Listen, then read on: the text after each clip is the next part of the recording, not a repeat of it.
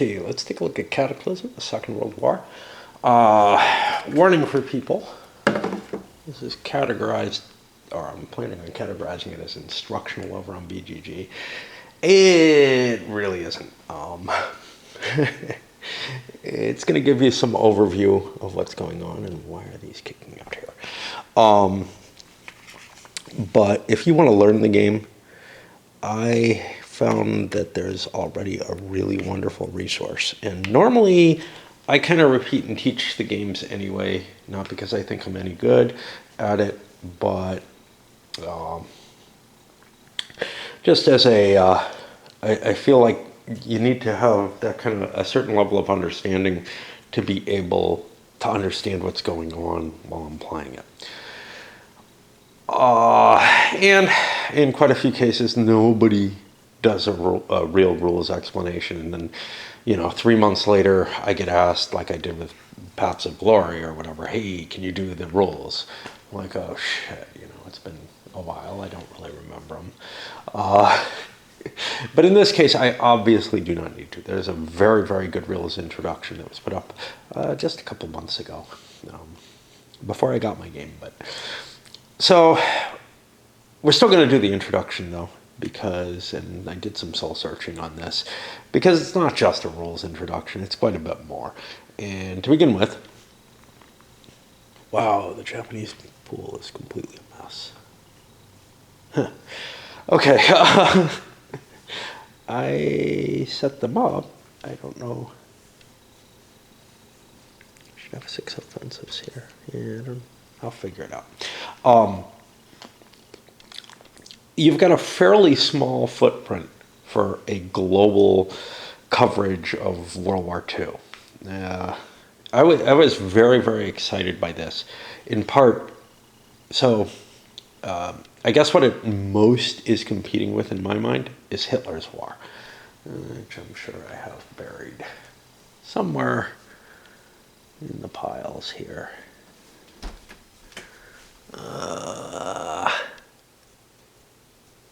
There it is.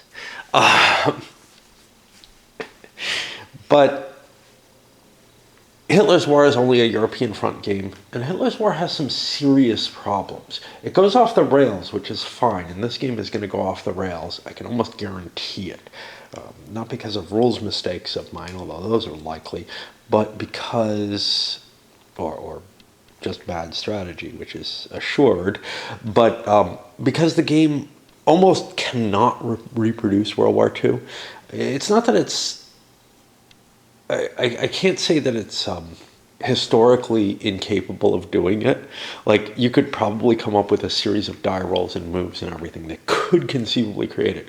But there's so much chaos in the game, and so many points where the randomization of sequences of actions, the randomization of just the random events, the effectiveness rolls, all that comes in to have huge, huge effects on the game. And there's just really, I think it would be incredibly unlikely that you would get a real copy of World War II coming out of it. When I played, let me go back to the why.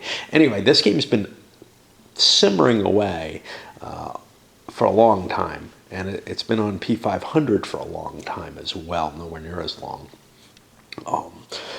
And it got a lot of sort of good activity on BGG. Most games don't get a lot of design push on BGG. A lot of times that's over on Consim World more. I spend more of my time on BGG, and because I'm not necessarily looking for a single game or a game in a series or something, I'm looking for the interesting stuff that's coming out new. That's the best place to kind of plug your wares, as it were. Anyway,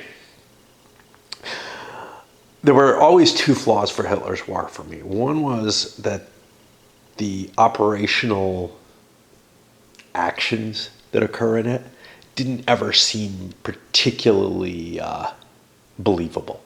you had tank armies sweeping around and huge encirclements happening. And I don't know if I was just misplaying it, not in terms of the rules again, but in terms of there might be better ways to defend yourself in the game so that it's not quite so swingy.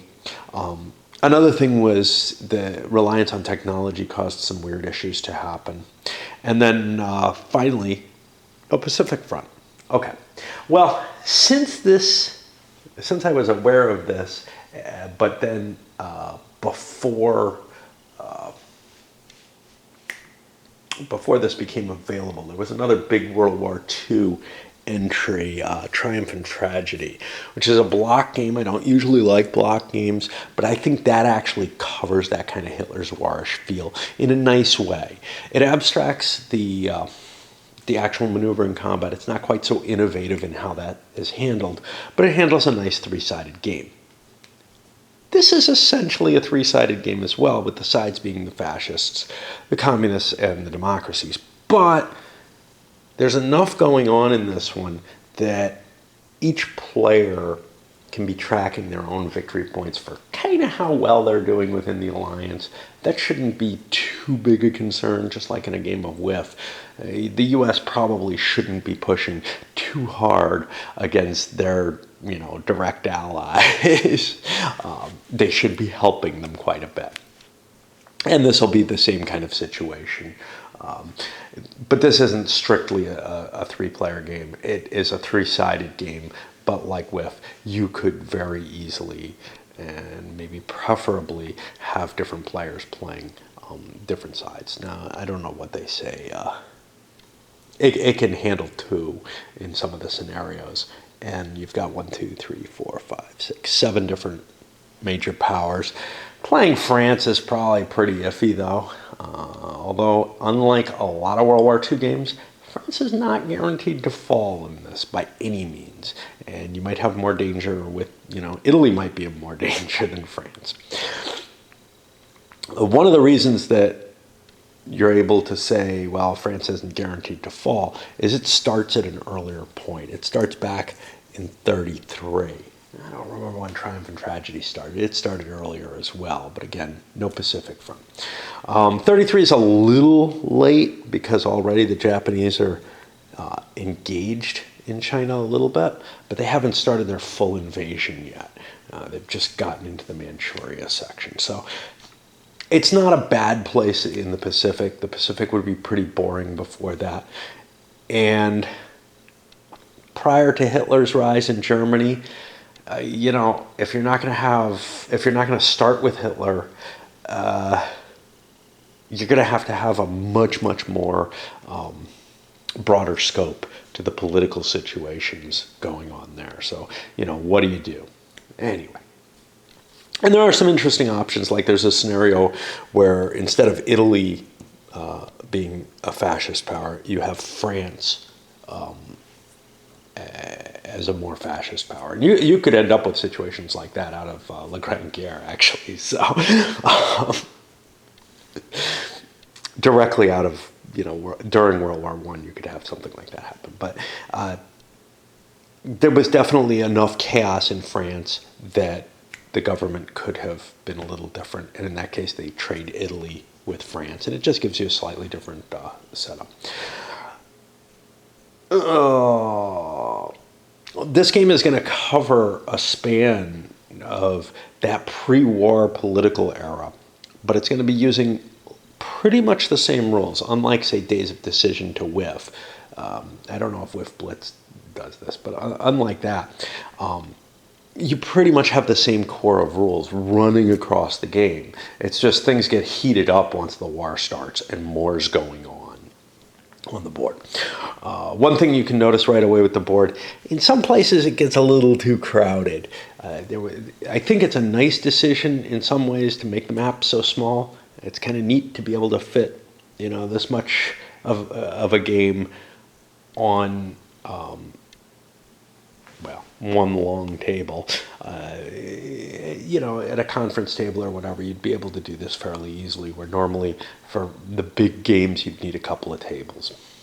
But Asia is a little crowded.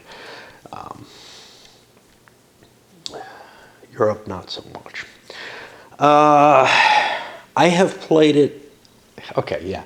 So I read through the rules, which is not what they say to do first. What they say to do first is read through the detailed play example. Well, I read through the rules. I got what I thought was a pretty good idea. Read through the detailed play example. Found a couple of things where I'm like, I'm not sure the rules really state that. And after some time, I've looked it up, and I can see why the rules are interpreted in the way that they are. But there is some iffiness in how the rules are written, and they don't really express themselves very well to me. Part of the problem with that, though, is the nature of the game. It's a game of lots and lots of special cases. There's a fairly simple underlying flow, but that underlying flow is not necessarily well expressed everywhere, I don't think. I'm not sure yet. It's hard to dissect because it is a very, very different type of system than you'll see prior to this. And that means that it's going to be hard to approach no matter what. I did not find the rules particularly easy to deal with that. And honestly, then after reading this, I skimmed through the rules a little bit, set up the Days of Decision scenario, which is the one that they use in the playbook, and decided to start playing it. And I made rules mistakes, of course, and some of them impacted things. But one of the factors I had was, geez, I don't know how the Axis has a chance of winning. Well, I had played, I think, one turn, went and watched the video. Didn't feel like I learned much from that video, but I did nail down some of those rules that I was screwing up. And did get a little bit more of a feeling of what kinds of things you can do to try to achieve victory in the game. It's not really a strategy guide or anything, but it does give a couple of little, tricks that and I don't remember the guy's name, but which is a shame because I should be prepared with things like that, right? But some of his ideas, for example, he had this situation where he thought he could do a quick stab into Moscow off one offensive chip. Highly unlikely, but if it succeeds, maybe he could win, the whole game. This was on the the Great Patriotic War scenario. And that kind of caught my eye, and it retrieved my confidence that I was going to like the game. My first impressions after that first turn were like, geez, I don't think anything's happening, and I'm not sure I know how to do anything. And, we're talking about starting in the, I think the 37-38 turn, where, I'm sitting here, and France still has Poland, Romania, and Czechoslovakia.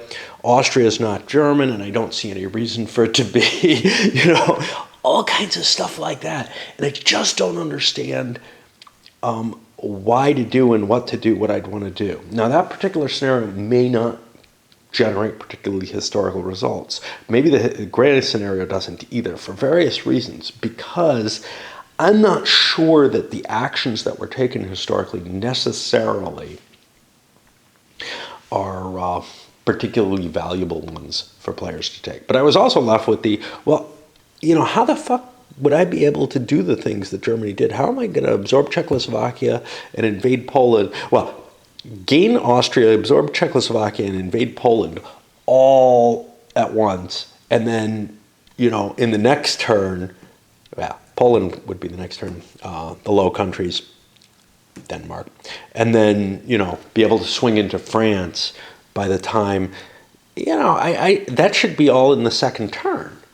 And it's just like, geez, I just don't see it.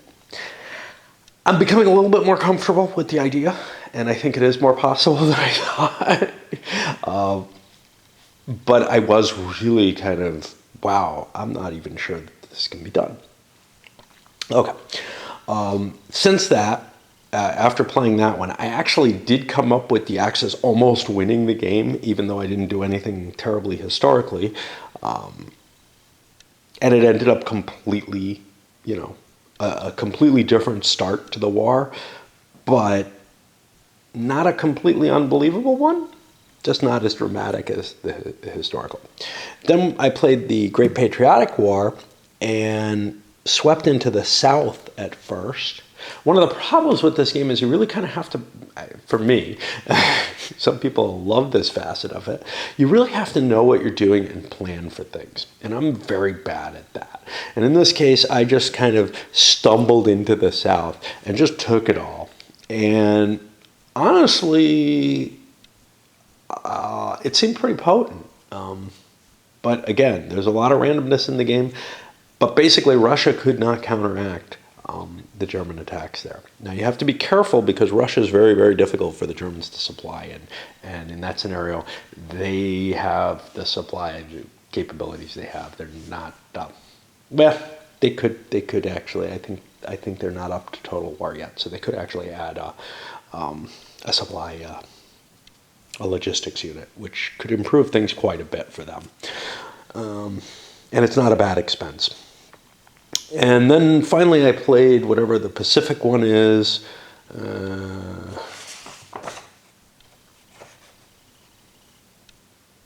That's Cataclysm. That's the main one. The Eagle and the Sun. And the war basically didn't break out until the last turn of the game, the guaranteed last turn of the game. And that pretty much ensures that Japan will win that scenario.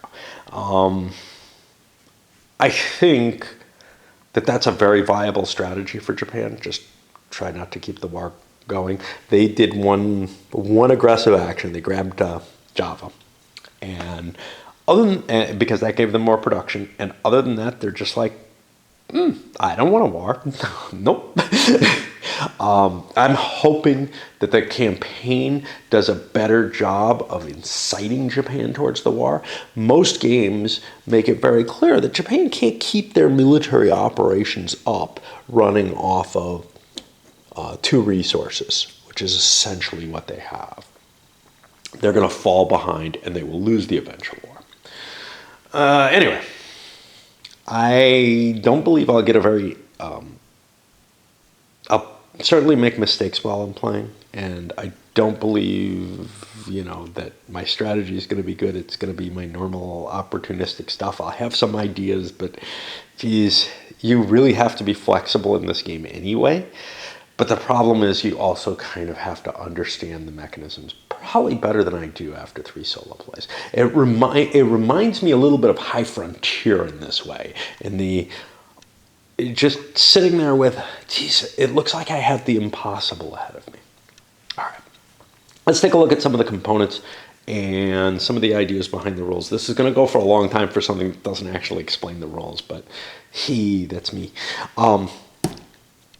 Reminiscent of the good old Third Reich. Every player has their own card. Now, on the back of those cards is information about the country and their political situation. And that's very interesting. It's a great place to put it. You don't need to flip the card over and dump all the stuff off to look at it. Each of the powers has their own special power card, which gives some of the special counters that they have and special rules that they have in play. And on the back of these, there are little play aids that can help you understand some stuff that maybe isn't that isn't covered in the playthrough. The playthrough is focused on one particular scenario that doesn't really cover those things. So those give you some insight into how to perform these other operations. And one thing about the Japanese, once the war actually started, hey, it's naval warfare. I can't figure out what to do in naval warfare. That's just life, So I'm like, wow, I've got a nice, almost slightly bigger than the Japanese Navy for the U.S., but I don't know how to leverage that, especially in the short amount of time that I had available. I'm like, building up, that's good for the U.S. Well, it turns out for that particular scenario, the U.S. probably wants to start the war. Japan probably wants to avoid starting the war because there are advantages to avoiding it. The only thing is they give up their surprise attack if they wait. Right. Okay. So back to the components. So you have regular military units, armies, fleets, submarines, fortifications, air units. Probably got a logistics unit kicking around here. And some of these units have an upgrade value to them. So for example, regular air units, if you upgrade them, they turn into strategic air units, which seems a little funny. Navies turn into aircraft carriers. Armies turn into tank armies. And I think the others are all non-upgradable. They just have the same thing on the back. And those are going to represent, similar to how they would in most war games. But combat in this is less detailed than, say, in Axis and Allies. Just to give you an idea here of what you're facing. Less detailed than in Hitler's War. It's much, much more abstract. A little bit more detailed than, say, Churchill has, right? You have flags. Every country has these flags. Nothing special on the back of the flags. Those are going to be your political actions. And you get an allotment of them, and you'll be able to use them as they come up. You also have these arrows, which are offensive markers. And you can see the countries have pretty much all their offensive markers at the beginning of the game. But they can't really obtain them or use them. They're just available. And on the back side of these are resource counters, which when you get production, you flip your offensives over into resource counters. You put them into your holding box and you buy stuff with them, including offensives, sort of. You don't actually buy offensives. You obtain them by trading your resources. What else do we have? We have this little commitment track here. This is really important to the game. Most of the countries, everybody except Japan, starts at civilian commitment. Japan still has a civilian commitment chart. They can't use it in any of the scenarios, but that's okay. You can make up new scenarios. It lists an effectiveness number here, which is going to be how effective your government is at doing things. That's going to be tracked over here. And to some extent that can change, but for the most part, it's recorded by what commitment level you're at. And so like Germany starts out very good and gets worse. The US and Britain start out moderate and get better. No matter what, so the order here is civilian rearmament, which starts to get you additional forces, mobilization, you're getting ready for war, total war. That's a stage that can trigger ugly stuff, but yeah. And you can see Germany goes down in quality of their government for that. And then finally is exhaustion. Now, if you're in mobilization or total war and your government collapses, you fall into exhaustion. And then you've got problems. You're back down to basically the mobilization level for the rest of the game with additional penalties. You have a force pool, which is how many counters you have. At the beginning of the game, these are set in the standard scenario, but it's possible you could have an open force pool where the builds that happened before that point, could have already been shifted. So for example, if you really wanted to explore the Z plan, you might start Germany off with a stronger naval position before Hitler even rises to power, just to give you a little bit more of an edge on that, because naval construction is kind of expensive and difficult. Conversion. Each resource you have converts to a certain number of builds, and at the beginning it's very ugly, and then it gets fairly high. That is also the conversion number when you get operations off of one of your offensive jets. The arrows are the offensive. You get a certain number of military operations off of them. That's based on this. Now, you basically can't do military operations when you're in civilian government production, whatever you want to call it. I'm not sure. Commitment. The final thing on there is your home front. This is going to be a penalty that you suffer when your government starts shaking. Now, at the beginning in civilian state, you never have to make a home front test.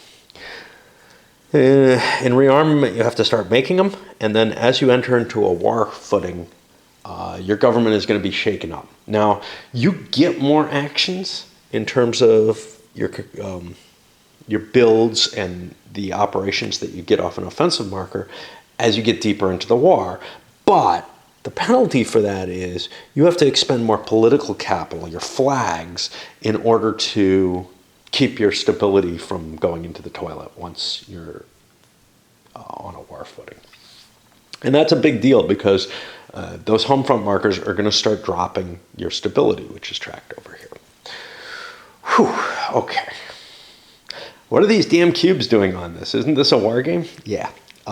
These indicate control. Rather than print a lot of flags and have to come up with something else for these or whatever, or separate control markers or something, they're using these. They help kind of jump things out, I guess. I don't know. Tiddlywinks would make me happier, maybe. I don't know. They're functional. They're non-translucent, so they can cover up important stuff. Again, particularly important over in the China area, where things get really crowded. But not too bad. There are some weird situations, like in the Days of Decision scenario. There's a cube over in Rome, which is only there to kind of give a fix so that the fascists have an extra victory point. The cubes essentially represent your positive victory points. Your negative victory points will be home areas that you've lost. Home areas are represented by spaces in a kind of colored box. Your capital will be capitalized, and that's worth 2 victory points instead of just 1. We also have bases on the board. Now, these are all printed on the board, but I like these counters on them because they kind of pop them out and make it clearer to me that somebody owns it or whatever. The unowned ones are actually the weird ones. I'm not sure that I need those, except for there's a problem. There aren't enough British base counters to cover all the bases they actually have. There are plenty of unowned ones. Seems like too many unowns, actually. And then there are French ones, which look a lot like British ones, so I could kind of use those because the French don't have any. They should have one down here. I think it's in New Hebrides or whatever, but it would kind of be a French and British base. Either one could have it. And the French are very unlikely to have a navy down in the Pacific. And that's not to say they didn't have ships there. You know, the Free French actually had ships there, I think. But at such a small level, it doesn't count as a fleet. The military counters in this game are really, really large organizational units that there's actually essentially notional units in each space that you have to overcome. All right. What about this track here? Over here, you represent the effectiveness of the different powers. And again, they pretty much are just sitting there based on the commitment levels. They can flip over and receive a penalty that way. There does seem to be some kind of rule about them moving down, but I don't completely understand what it's talking about. Actions are done often based on your effectiveness, and either in increasing order, in which case you start at the bottom of the chart where the democracies go before the fascists, or in decreasing order where you start at the top of the chart up at the 3s and then work down through each power. If 2 powers on the same ideology want to go at the same time, I guess they have to figure something out. The game is really designed as a 3-sided game, so they should be able to work that out. Down here, you have a space whenever you do a political action. If you didn't succeed, for the most part, you get to drop a cube in a space, and that means if you do that action the next time you play a flag, you get a bonus on your dice. which will make the action a little bit more likely. But if you go do something else, or if you succeed, you clear all the cubes out. So you can only have cubes in one of these boxes. And the special actions is a box that covers special law, things that some of the countries are able to do. You have your victory point track. Kind of weird thing with this, you have victory points on the faction or ideology. You also have victory points on the per country basis. The ideology has victory points equal to the sum of the per country victory points. Communism has its own ideology victory point marker, as do the Russians. Why would you do this? Well, maybe again you want to make a scenario where it doesn't exist, but maybe Italy's communist. What? Could happen. Could happen. You could shake things up and change some of the ideological concerns. You'd probably have to make some neat stuff up, but if they're going to throw France as fascist, why not some other options? This political display here is going to show the relationships between the different countries. And what happens there is you stack cubes that are allied in their little alliance boxes. So if a couple of fascist countries are allied together, they'll have their cubes on top of each other. And there are certain requirements that allies have to do. They get declared war on, they have to declare war on the enemy, or that alliance breaks. It's also a place where the state of the war is tracked. Limited war, global war. Certain events are stationed there just as reminders. When you have wars, the cubes are stacked in between two alliances. That can get kind of messy. It's not too big a deal. These are really just mnemonic devices. And chances are you can remember who's at war with who. But things can get a little complicated, so... or if you walk away from the table, it can be really useful. Here you have the stability track. Nothing really matters unless you hit the collapse button. And then you might surrender, even if you're not at war. You might also, and surrender is being removed from the game in your country. Your power is no longer a power. It may still exist as minor countries or something, but it's pretty much gone. And you want to keep this high, and there's certain actions politically that you can do to try to do that. One of the actions you can do is not leave civilian production, but that probably won't work if you're going to war. And it is a war game, right? And obviously a turn track. A whole pile of counters on here. Counters from the turn track are going to largely go in here, as are your builds and your flags that are your political actions and your offensives. Everything goes in there and it gets shuffled up, and you have random draws. Random draws aren't all that you have, though.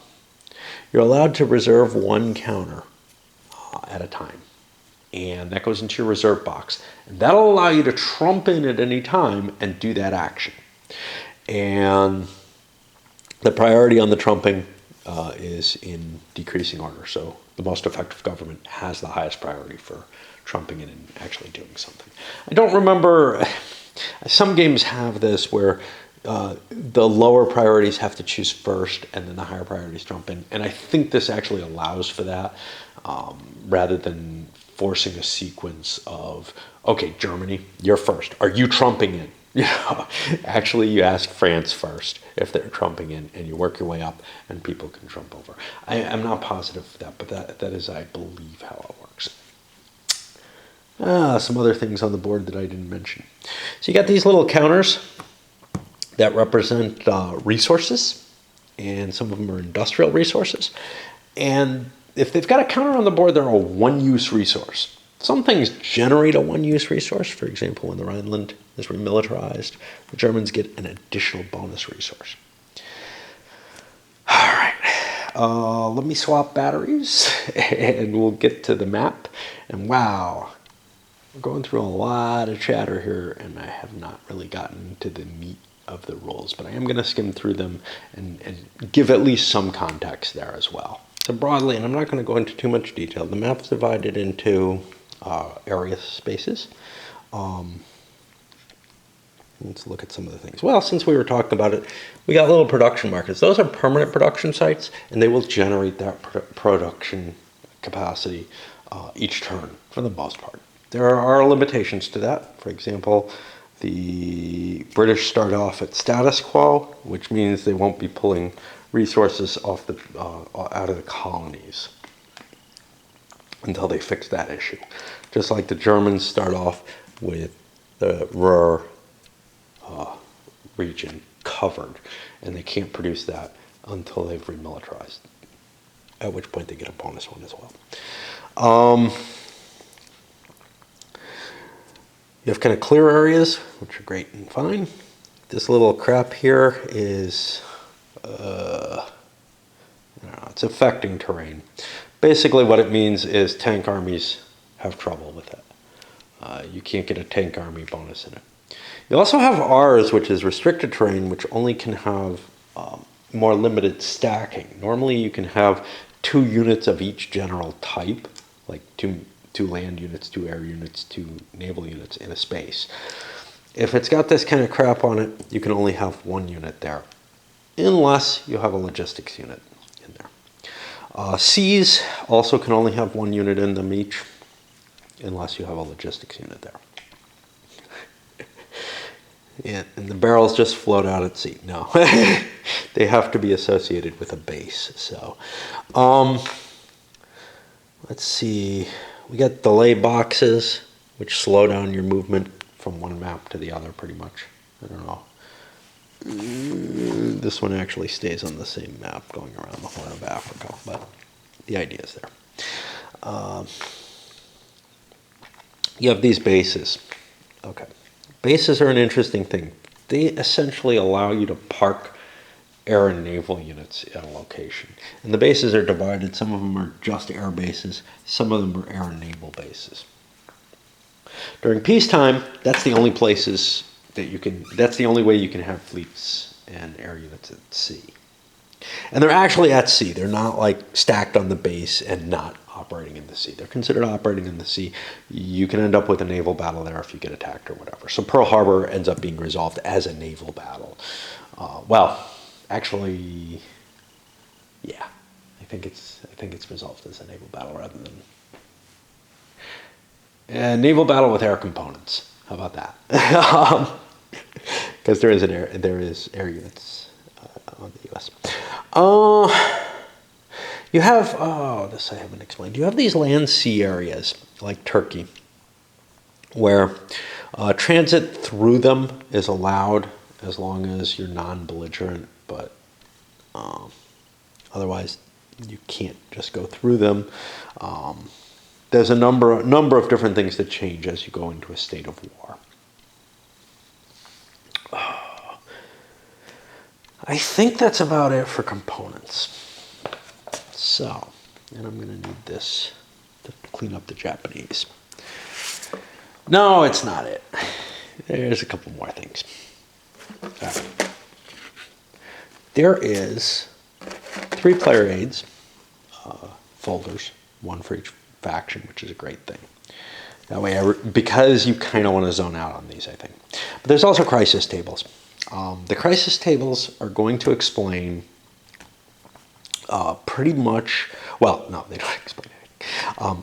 You're going to roll a couple of dice on them, and you come up with an 11 to 66 number, sort of, kind of, except not all numbers can happen. Because one of the rules of dice in this game is the high die counts more than the low die. So in this case, this would be read as 63, and you would look here. You don't differentiate between the 2 dice that you roll. The high one is the first one on the number. So it's a little different. And if no one has entered into a war with another power, you'll use the peacetime crisis table. If anyone has ever entered war, you enter the wartime crisis table. And they're a little different. Different shit happens. Oh, we didn't explain what's going on with these, but that's okay. All right. The main player aid. So one of the biggest things I learned from the video that I watched, and I watched the whole damn thing, it was good enough. It's I usually don't do that. I usually don't need to, but in this case, it just wasn't hitting. The gears weren't grinding properly on it. And, you know, the same thing goes with some other games that I've looked at, Axis Empires, for example. But here there was a really good video to rely on. So this gives you the sequence of play information. It gives you a lot of key pieces of information that aren't as well represented in the rulebook. And in some cases, it actually makes them clearer here. So I would strongly suggest looking at this if you have any questions. If something doesn't make a lot of sense, look at the relevance section in the play aid. It actually works better towards convincing me of, you know, how the rule is to be interpreted than anything else does. I would also suggest looking at the playthrough or the video, because if you're like me, you will read these rules and things will not quite catch. You will probably think, when you're reading through the playthrough, you'll think, wait a minute, that doesn't sound legal. And you'll go look it up and maybe not even find it in the rules, but you will find it here in most of the cases. All right, let us touch on what we want to talk about, if anything, here. Oh, these little fists, I didn't discuss them. Those affect your diplomacy roll. The more fists, the harder it is to do regular diplomacy on a country. Okay. So, one of the basic rules in the game, dice. When you're rolling an effectiveness roll of some sort or another, a military roll, whatever, you're going to have a certain number of dice you roll. In general, what you do is you roll all those dice and you take the highest number. And then you might have modifiers to that highest number. This gives you an incredibly rich and hard to process set of probabilities. And, I mean, you can do the math. The guy on the video did the math on the combat as to what the percentages of success are. But it's not easily accessible to your brain in the way that, like, oh, I need to roll a 10 on 2 dice. I know what the odds of that are, pretty much just like that. That and much of this game fits under that kind of obscurantism that I've talked about in terms of Euros and in terms of High Frontier. It's kind of an interesting situation. If somebody does the math or gets really used to the game, they're going to be better at figuring out what they actually need to go into something. And I don't know how I feel about that, you know. I don't feel like that's a terrible loss. You can probably kind of make a guess as to how well you're going to do, but you probably don't have... it's not likely you have a really good grasp on how much better you're going to do. But more dice is better.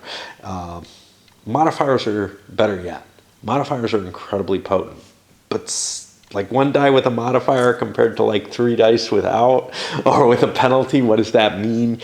Yeah, that's where you have to really kind of start cracking out your calculator if you want to know what's going on. Okay. And from there, the action cup. This is the other thing. Like I said, all the chits go in here, and then you start pulling them out, and if somebody's chit is pulled, they have to take the action associated with that chit, which might be deploying a unit, it might be taking an offensive, it might be doing a political action, it might be one of these more random things like a home front counter or a crisis, which causes a random event roll. Let's go through the sequence. All right, so the first thing you do is you get kind of an administrative phase where you get your stuff to prepare for the turn. And what's going to happen there is everything in the turn box, if it's forces or something that you get some control over, it goes into your production holding box, and you'll be able to be throwing it in the cup, basically. Any of the counters that aren't really player controlled, and that includes colored things like the home front counters, go in the cup, and other things will be added. Then you're allowed to gain flags. In general, each country gains a flag, and that'll move from its available markers to its production box each turn. There are exceptions. The Germans have an improvement. The the democracies don't gain a flag during status quo unless they're willing to make a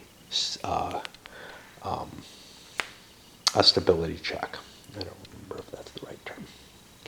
They probably say here. Yep, stability test. The Soviets have something weird, which I should have pointed out. You have to see what Stalin's interested in. And he could be interested in three different things. Either military reforms, which means the army is going to be working better. Political purges, which means politically he's got more control over the government. It's more stable. And the final is collective security, which gives him advantages in diplomacy. Now, when I say more stable advantages in and better at the military, what I mean is that is the one field of endeavor that the Soviets are not going to be penalized in. They have a penalty in the other two. So it gives kind of the wrong impression. Oh, it's good to be in this because I'll get a bonus. No, you just aren't getting penalized for that, which is terrible. They're bad at everything. I mean, they're not that horrible. They're effective. Other countries are worse. France, unfortunately, can never get good. I feel like at some point France, if they defeated the German invasion, if they did certain things, that they would eventually get to quality, and there's just no option for that. They stay at a one effectiveness throughout the whole game, no matter what they've done successfully. I also feel like other countries' effectiveness shouldn't be fixed to a track like that. And I'm not sure that it was initially, but maybe that was decided as an easier. It just shows, the game seems to show hints that maybe that wasn't the case. Not in the rules or anything, just in the intention of it, it feels like there may be a difference there. Okay, your production. Well, you count up your resources, you grab that many of them, move them to your production holding box, flipped over to the production side. Now, you're allowed to, at a one-for-one basis, turn your resources into offensives. And you just flip them over to the offensive side. Otherwise, you're going to get a number of builds equal to your conversion rate. And most things you build cost you 1 to build. The exceptions to that are navies, upgrade chits. Hey, I didn't explain these. So these are the things that make like your navies turn into carriers. You have 1 for each of the 3 things that can upgrade. Those things cost 2 to build. And I think that's it. Fleets also cost 2. Okay.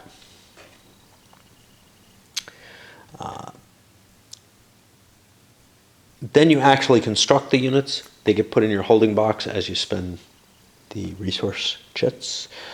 And if you're a belligerent, you get some bonus offensives just given to you for free if you are at war with another power.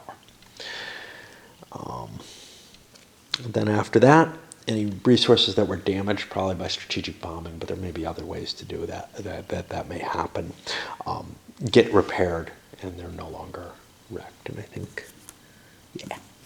There are also other counters that have damage markers for permanent resources to indicate that they're damaged. These guys don't flip over and become damaged. If you damage one of these, it's destroyed, but now you have a damage marker to use somewhere else. And there are other counters. I think the neutral armies do it too. And you can use something else. There's no limit to that. Okay. After you do that, everything in your holding box goes into your cup, and except for up to 1 unit for each country, which they may reserve. And there may be restrictions on reserving. I don't remember. Status quo may restrict reserves. I don't remember that. Lots of things I don't remember. I found myself paging through the rulebook again and again with every time I've played. So I expect to be doing that again here. Less though. Okay, so depending on the counter that's picked, and it could either be picked by someone trumping or be picked at random, actions are taken. So resolving a flag, well, you get to do a political action. So let's take a look at those. There are things we have not explained. Interests. Okay. In order to go any further, we have to kind of understand the concept of interests here. So an interest is where you might gain a flag just through other people's activities. And you're going to have interests in every land area that you control, every area that's adjacent to areas that you control, every area across a single sea. I mean, they're adjacent, right? Yeah, but that not all are going to be in that status. Let's find one that's not. Well, across a single sea would be from here to here. But also there's crossing arrows, which probably are either across a single sea or adjacent. Like Sicily and Italy. Well, they're across the Tyrrhenian Sea from each other. So I don't know why that has to be put in play. Actually, they don't put it there. Okay. Any area where you have an aid marker. Aid markers are your offensives giving military aid to a country. And this one really intrigued me. German aid to China at this point. I didn't realize that was still in play. Okay. Any area where you own a base, and any area where one of your formal allies, you have to have an alliance for this to happen, has a base, has any interests. Which is one big reason to ally, because when somebody starts doing things that piss off your ally, you get bonus flags off of it. Okay. So, back to the sequence of play thing. When you want to resolve a flag, there are certain things you can do. And let's see if we've got them here. Political actions. Okay. So you can try to form an alliance. Alliance is a weird action. So for most actions, what's going to happen is you're going to make an effectiveness check, and the action either succeeds or doesn't. For an alliance check, if you guys aren't in an alliance, if somebody's not trying to join an already existing alliance, the person who's trying to do it has to expend their flag, and the other person has to throw a flag in. The person whoever has the least effectiveness out of all the allies is going to be the effectiveness for the die roll. This can be a real problem. The French-English alliance can be difficult to make. Declaring war. There are limitations on this. But you have to make a check in order to do it. I just have to... Declaration of war. You have to be at least mobilized or in total war. And the U.S.-Japan trade marker, just this extra factory, that's goods that the U.S. loses and gives to the Japanese, can't be in play for any of the democracies to declare war on Japan. You have to get rid of that first. Diplomacy. Diplomacy allows you to pick on a country. I believe it has to be one of your interests. No. Yeah. It has to be in your interests, and it cannot have a garrison. Now, a garrison is an enemy army, is an opposing power, is an army from a power. So Poland is not garrisoned. And this is important because it means,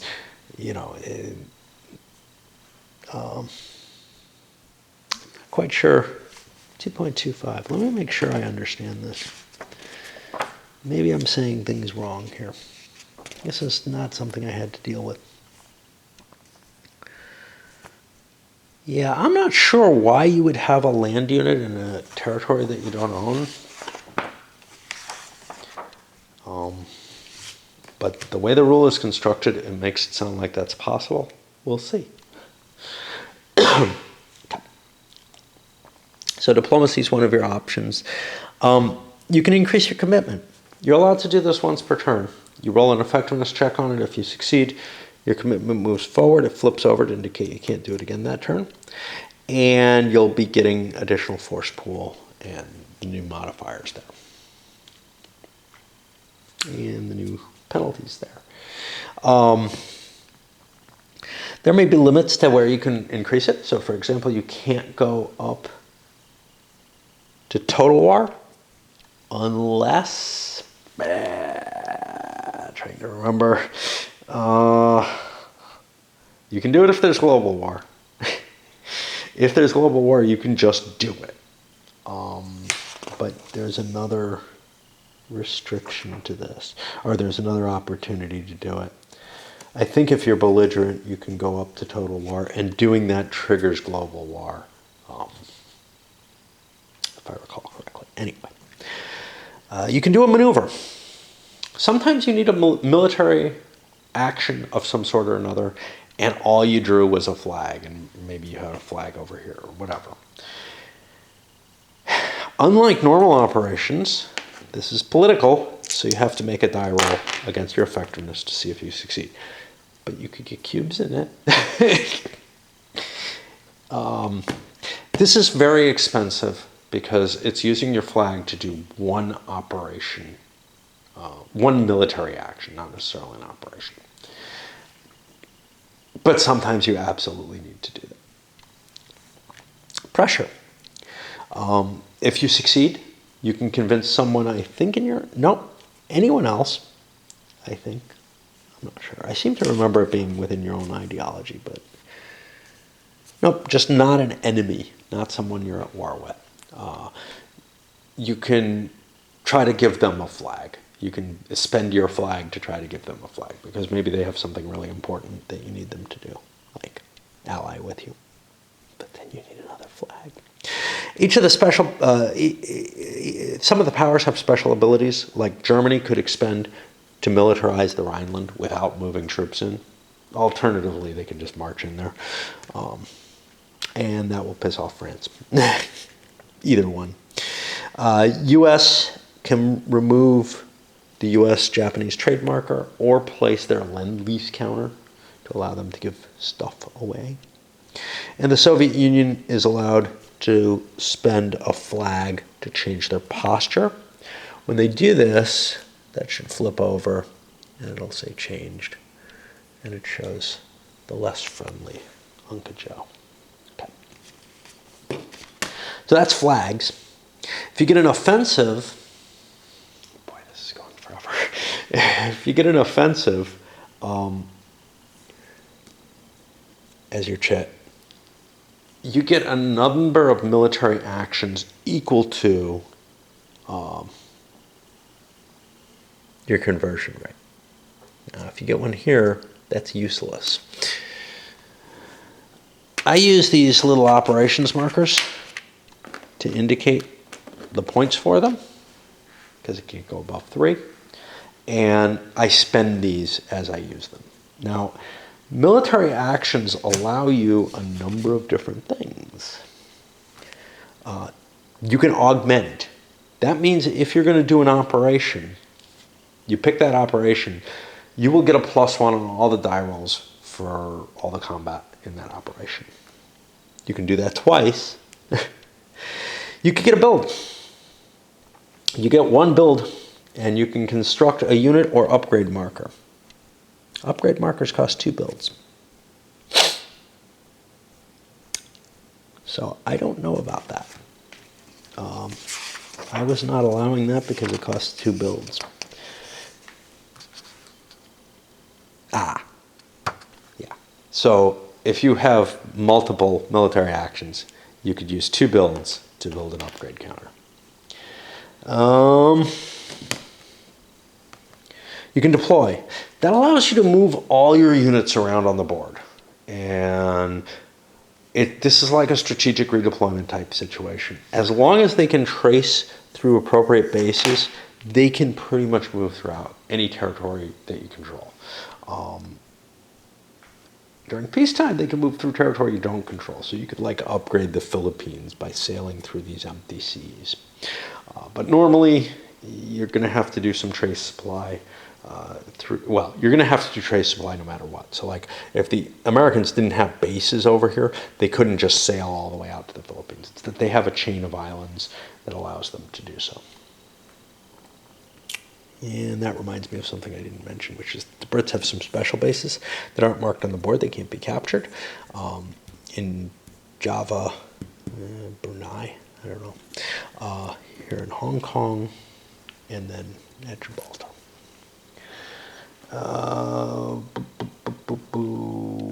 Right. You can intervene. You can expend one of your offensive counters. Well, you can move one of your offensive counters as a military action to give military aid to a civil war generally.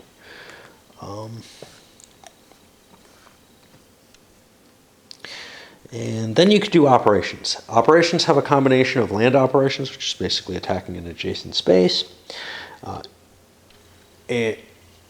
from one area. All the ground units involved in the attack have to come from one area. If you want to do an operation, you could do an operation using two military actions where they come from two different areas. That's generally not too effective, but maybe. An invasion, which is going to require that you be able to walk on boats that are already set up to hit across the sea. You can't do this as a surprise attack. A naval operation. Naval operations are a little complicated. They could be just to sail out and try to destroy an enemy fleet, but they could also have as a goal taking over an enemy base. That's actually the base capture operation. Air operations, generally an attack operation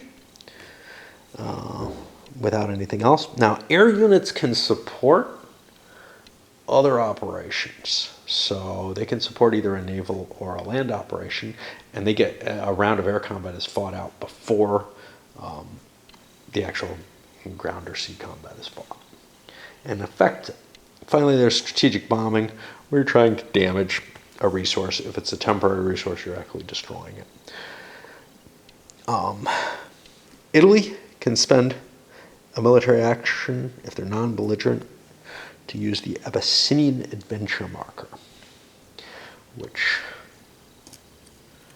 will convert to a temporary resource in Rome.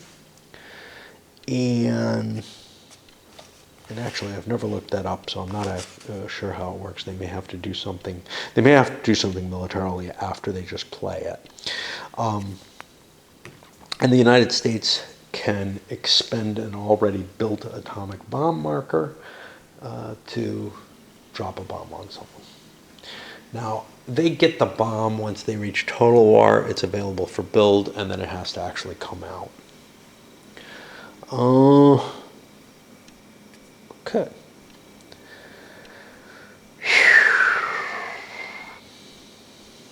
I don't want to go too much into the operations and the combat. Essentially, with combat, both sides, in any of the three forms of combat, both sides are basically going to be rolling 2 dice against each other. But there are things that increase or reduce your dice factors, and there are things that add modifiers. And it was kind of hard for me to tell the difference between the two from the rule book.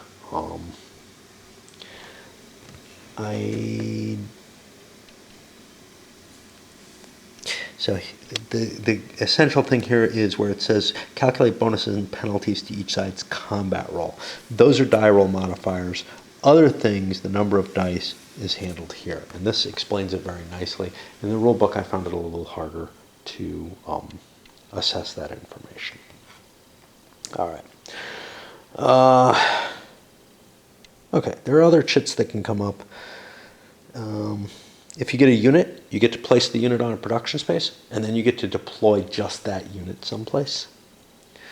If you get an upgrade, if you can trace a line of communication from one of your production centers to one of the units on the board, you can flip the appropriate kind of unit over and make it better. Okay, some of the chits are auto effects. They just come out as they come out. So when a crisis comes out, you're going to roll on that random events table. Unless there's 4 crisis chits in the cup.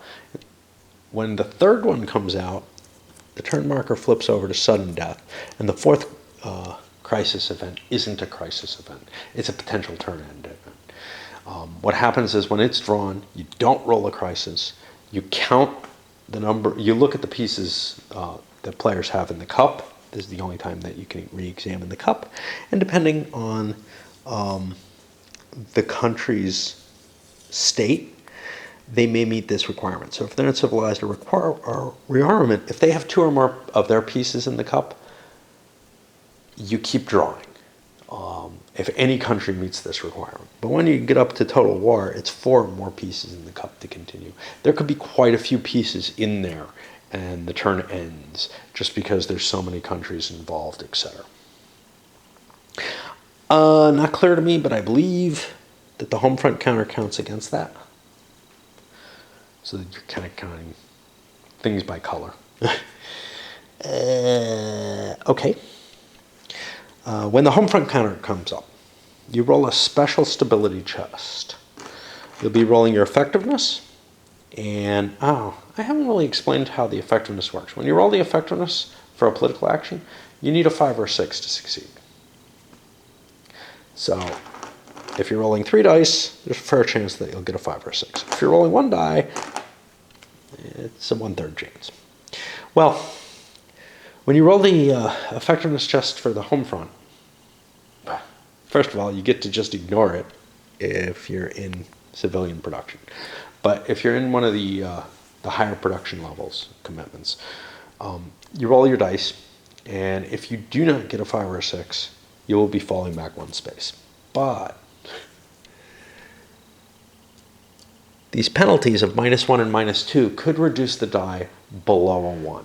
If that die goes to a 0, and this is the only time that dice go below a 1, if that die goes to a 0, you fall back 2 spaces.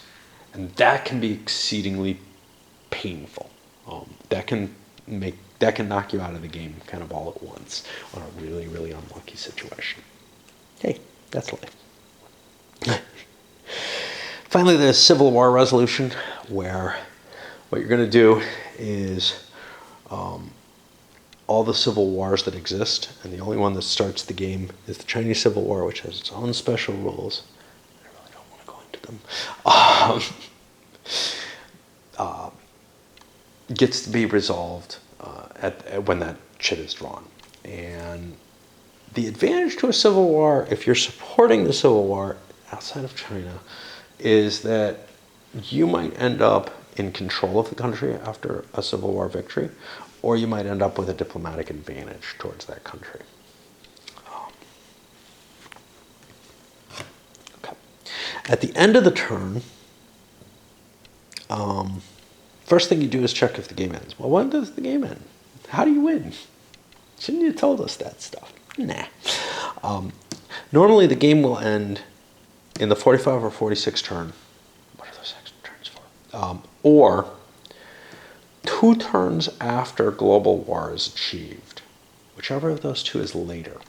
So if global war is achieved here, you're going to extend out to 50. That's highly unlikely, I think, but we'll see. I mean, if the Japanese strategy is not to start a war, and if I play with the cuddlier, friendlier Hitler, maybe things work a little differently. Now, can't be too cuddly, because the Western alliances, the democracies, start off with a victory point edge, and the goal in the game is for your faction to have the most victory points.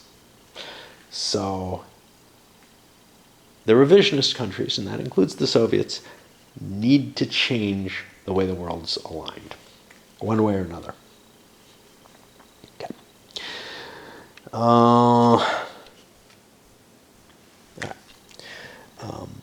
If Civil War home front markers are still in the cup when the turn ends, they have to be resolved.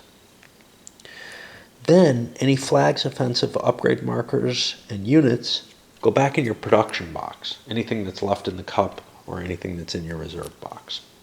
Sometimes these things get destroyed, but